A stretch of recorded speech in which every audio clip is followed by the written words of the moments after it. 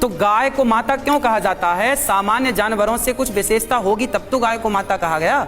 और मैं क्या कह रहा हूं? मैं कह रहा हूं कि गाय को खिलाइए गेहूं, फिर वो बाहर निकलेगा, गोबर से उसे धुलिए, उसकी रोटियां खाइए। ये मैंने बड़े बड़े संतों से सुना है और मैंने खुद वो रोटियां खाई हैं। सुन तो लीजिए, आज ये प्रमाणित हो चुका है कि स्त्री और पुरुष के मिलने से बच्चे पैदा होते हैं, गाय का गोबर खाने से बच्चे पैदा नहीं होते हैं। कि आपकी ज्यादातर बातें ऐसे लगती है कि चुटकुले सुना रहे हैं आप, तो आप चुटकुले ही सुनाइए, समाज को भ्रमित मत कीजिए। क्योंकि आप 21वीं सदी में जी रहे हैं। आप यहाँ कैसे आए? रथ से आए महाराज, या फिर कारवार से आए हैं?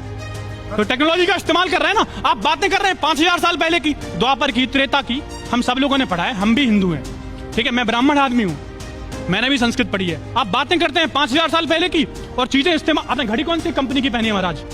हमें जो दे देती दिया जाता है महाराज, तो पहन लेते हैं। अगेंस्ट क्यों बोलते हैं आप? मेडिकल साइंस के अगेंस्ट बोल रहे हैं। आपने सिस्टम ही बदल दिया पूरा कि भाई गाय के गोबर खाने से बच्चा पैदा हो जाएगा या अभी मजा आएगा ना भिड़ो। तो दोस्तों, शुरू की क्लिप देखकर आप समझ ही गए होंगे कि आज की वीडियो किस टॉपिक पे होने वाली है। लेकिन उससे पहले मैं आपको ये बता दूं कि आज की इस वीडियो में इस अनिरुद्ध चार्य की पूरी तरह से बैंड बजने वाली है। क्योंकि इस अनिरुद्ध चार्य का ये कहना है कि गाय के गोबर खाने से बच्चे पैदा होते हैं।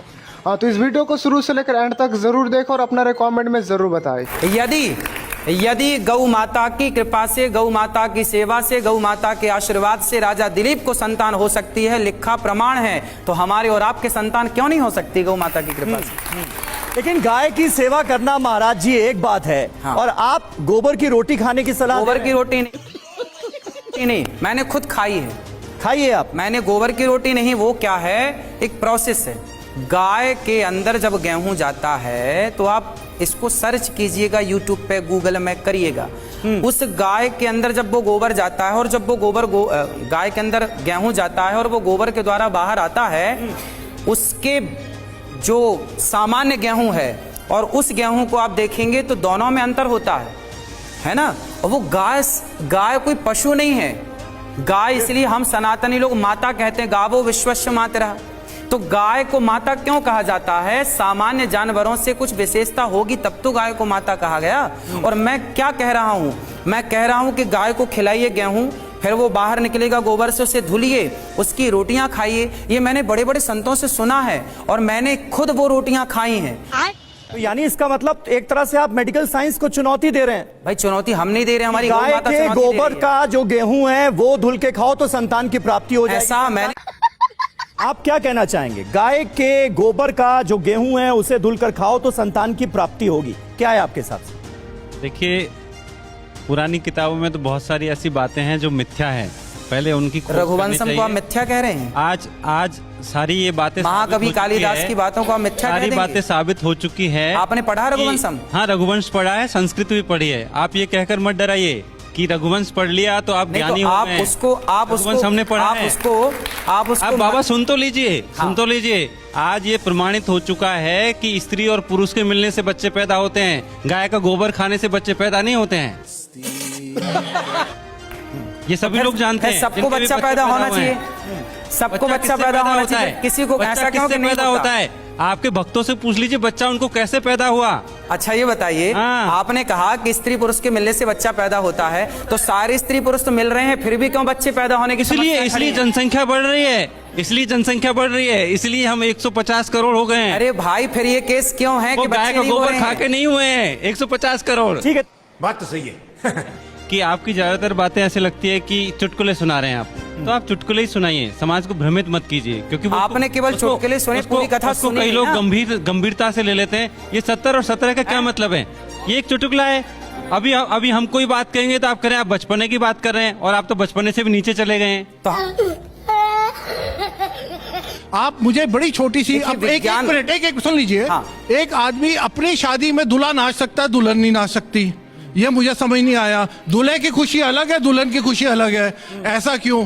दूसरा, आप कह रहे हैं, इन्होंने क्या बोला था अभी, वो कि बच्चे नहीं, IVF के जमाने में, सरोगेसी के जमाने में, और जहां पे अब आप देखिए चाइना, अमेरिका वगैरह कंट्री में जहां पे गाय की वो पूजा नहीं करते, इसका मतलब है वहां बच्चे नहीं होते उनको नहीं।